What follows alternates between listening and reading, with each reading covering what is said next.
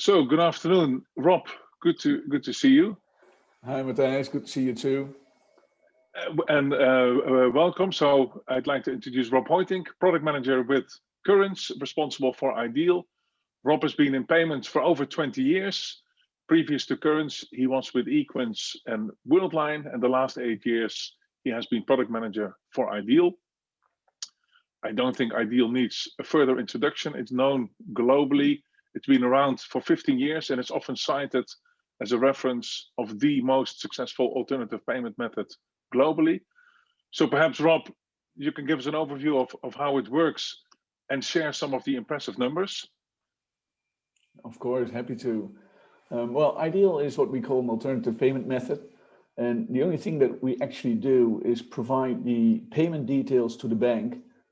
So the bank can ask the customer to authorize the payment using strong customer authentication. And that's very simple, but also very effective.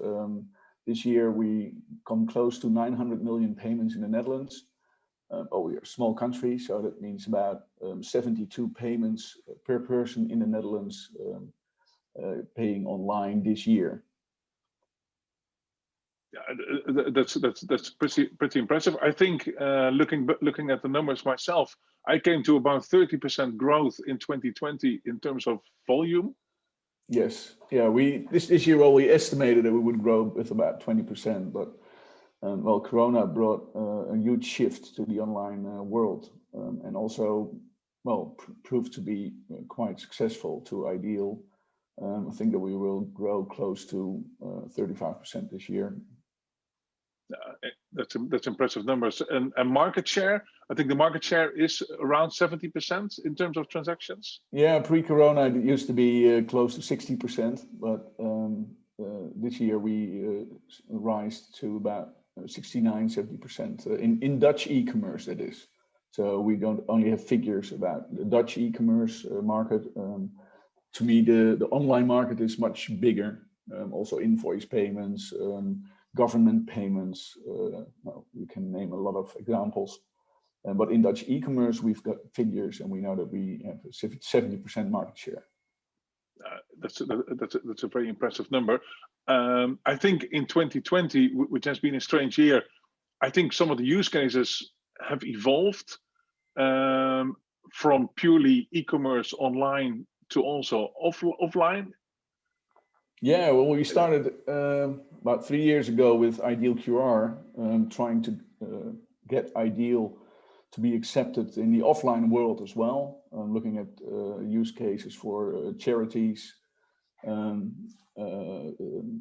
paying from a kiosk screen in store. This year, due to Corona again, a lot of use cases were added in which we saw, for instance, in bars and cafes, people started using Ideal QR codes to make payments for drinks and food outside. And well, yesterday I saw the first live television show using an Ideal QR code for donations. So next to the presenter, there was an Ideal QR code in which you could use to make a payment with Ideal instantly. Yeah, fascinating, nice. Fascinating. I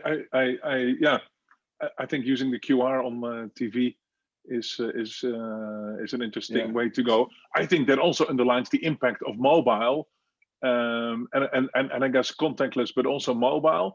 Have you seen the impact of mobile already longer than just 2020? Yeah, way longer. For us, we started in 2011 with adapting our scheme to also be able to authorize payments using your mobile banking app. To us, that's mobile. When you make a payment, you use your mobile banking app to finish that payment or authorize that payment. The figures are also quite impressive. We do about 85% of our the Ideal payments are authorized using a mobile phone. And that has grown steeply since 2012-13, which also impacted our volumes because we had an exponential growth, or well, not exponential, but a rise in our growth figures starting from 2014 with about 20-25% per year. So mobile is very important to Ideal. Yeah, so then if you do 85% of 70% market share, just that alone means that over half of Dutch e-commerce takes place on a mobile, where mobile is an important factor. Yeah, mobile is a very important factor, but the e-commerce itself provides figures saying that about 70% of the ordering is started on the laptop or the desktop, but the payment is finished using the mobile, mainly because all our issuers offer a QR code to take over the payment from the screen to the mobile phone to finish it quickly with your thumb. Okay. Interesting. Who actually owns Ideal? It's a limited company owned by the Dutch banks. There were 3 founding banks for Ideal in 2005. And 3 major banks in the Netherlands, and they own the shares of the Ideal company at this moment. Okay, and I think the company is Currence, and then they own the Ideal. And from what I know, they operate it as a scheme with issuers, acquirers, which we already alluded to. Yes, standard four-corner model. Yeah, exactly. So that, okay, easy to understand for everybody who comes from the card world. And maybe can you share why did the banks take the initiative to come up with Ideal? Well, yeah, back in the early days, early in the second millennium, banks all had their own solutions. So I think there were about 4 or 5 bank-based solutions. In the end, doing all exactly the same, initiating a SEPA credit transfer, or at that time it wasn't a SEPA credit transfer yet, but initiating a bank transfer to a merchant bank account. And what the banks found was that although they had the same solution, merchants needed to implement a lot of different buttons, which was rather complicated in those days. Because, well, internet developments and programming was still, complex. Early days, yeah. Yeah, the early days. So what the banks, they decided to join forces and come up with one single protocol that would give reach to all issuing banks in the Netherlands participating at that time. And it proved to be very successful. You, as a merchant, you could implement one button, an Ideal button, and you had access to over 9 million customers at that time. And I think the real secret sauce is to that they added a message, because the credit transfer in those days took a day or took 2 days, but they added a message in parallel telling the merchant the wire transfer had been initiated, an irreversible process, so the merchant knew money was coming in an irreversible manner, so they could ship the products or services. So it was also deemed as being instant. Yes, yeah, I think you call it the secret sauce. Yeah, never heard that one before yet, but I think it's the correct wording. Once you get a success message from one of the issuing banks, you get a payment guarantee, so you know whatever happens, you will get that money. So that will allow you to ship off your goods directly, as you said. Yeah. Yes. Yeah, I really think that is the secret sauce, or the part that made the difference. Yes. So we spoke a lot about consumers and effectively B2C commerce. B2B is hot. B2B is deemed to be a bigger market. Is Ideal also used and good to use in a B2B environment? Yeah, yeah, it is. Well, I think that it's good to know that as a scheme owner, we are not involved in the actual messaging of the Ideal transaction. So we don't have a real-time insight in the Ideal volume where it is initiated. So we don't have the MCC code, for example, to tell which part of the volume is generated in which segment. So for a long time, we were unable to determine if we were also being used in B2B commerce. Okay. That's what we solved that by doing a survey last year, and where we found that Ideal is also in B2B the most preferred payment method after invoicing. Can imagine invoicing is a very broadly used payment method in the B2B commerce. But Ideal is preferred and used in most transactions to make the payment. So close to 50% exactly. market share in B2B, according to our survey. Okay. Yeah, I would say, and we were talking about it the last time we spoke. I would say access to the bank account is the barrier in B2B, because you need to initiate that transfer through Ideal. So I guess for high end, more enterprise type use, it's difficult. Yes, but definitely in smaller mid-sized enterprises or sole traders, it's a very they have access to the bank account. Yes, and everybody with access to internet banking or mobile banking also can make an Ideal payment. So the only thing that you will have to address within the company is that your staff has access to the bank account to make the Ideal payment. And Yeah, exactly. I can imagine that there are several big companies that will not allow their employees to have easy access to their bank account. So I think that we have to target at the mid-sized B2B segment to generate additional Ideal volume. Yeah, I think that makes sense. All right. So in December 2020, there was a big announcement from Currence, the scheme owner of Ideal, not only announcing a new CEO, but I think also some other points we have been touching on. But I think a little bit of a pivot away. Can you share some of those? Yeah, of course. With us? Yeah, well, as I said, Ideal was established in 2005 using the top-notch technology available at that time. But, well, technology did evolve rapidly the last 15 years. So we decided that we would like to make a technological upgrade in our protocol, connecting all the corners in the four-corner model in a more modern fashion.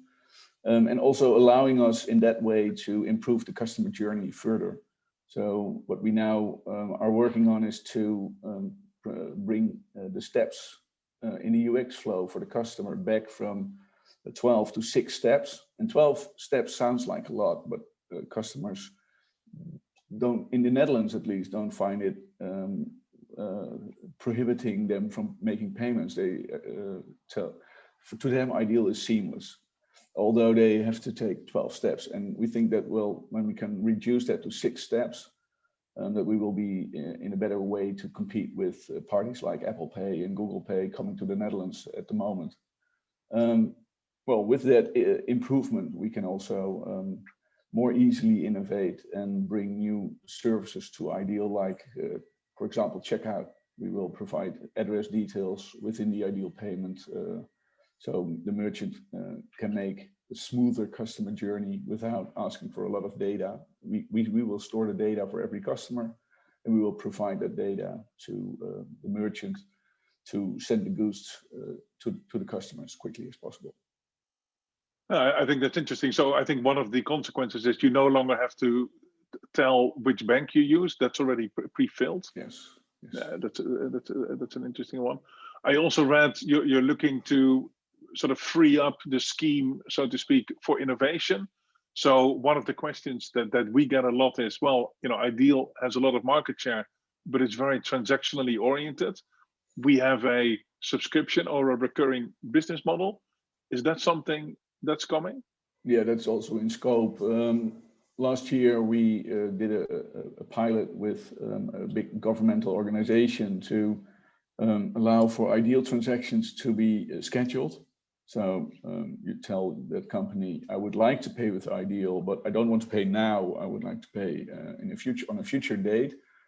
Very specific use case in invoicing, but that was for our first step to find out if customers would accept that they, when they did an Ideal payment, that it was not paid right away, but in the future. Customers responded very good to that. We've got very positive results of that pilot.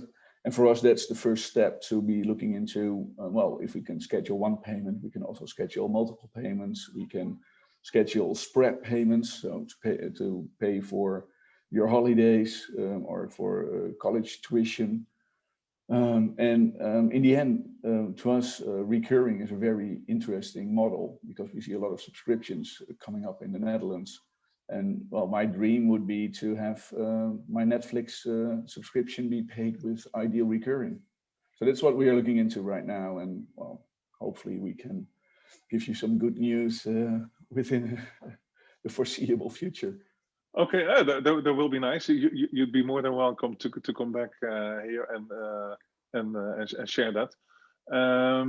Perhaps let's have a look at some use cases. I think that also underline how, despite being successful and local, it is an important payment method. And so we were talking about PIPRO, and PIPRO being the global network of alternative payment methods. And PIPRO is one of the acquirers, so they've joined the scheme. Yeah, with PIPRO, we started becoming available worldwide. We always say ideal. You can pay globally using ideal, but you have to come from the Netherlands to use it.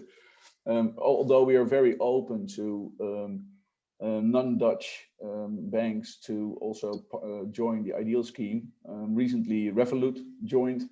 So to us, that's the first step to well, get more coverage on the user side in Europe. For PIPRO was for us, they opened up the ideal scheme to the world, and currently we are accepted in around 50 to 60 countries worldwide.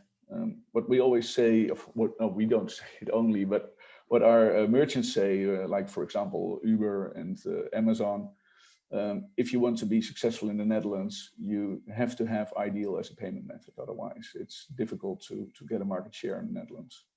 Yeah, you really distance yourself from a lot of potential shoppers. I think the other interesting one is the peer-to-peer payment app Tiki, where ideal plays an interesting role. Maybe you can elaborate on that. Yeah, for peer-to-peer payments in the Netherlands, I think ABN AMRO Bank launched Tiki in 2016, and they used ideal to make the payment. So with the app itself, I would say I would like to pay Matthijs 10 euros. I would send that message through WhatsApp to Matthijs, and Matthijs has to pay me. And Matthijs can click on the WhatsApp link, lands on a Tiki page, and can make the payment to me. And underneath, the payment is done using ideal. So you authorize an ideal payment as you are familiar with when you make a payment at a major retail online outlet store.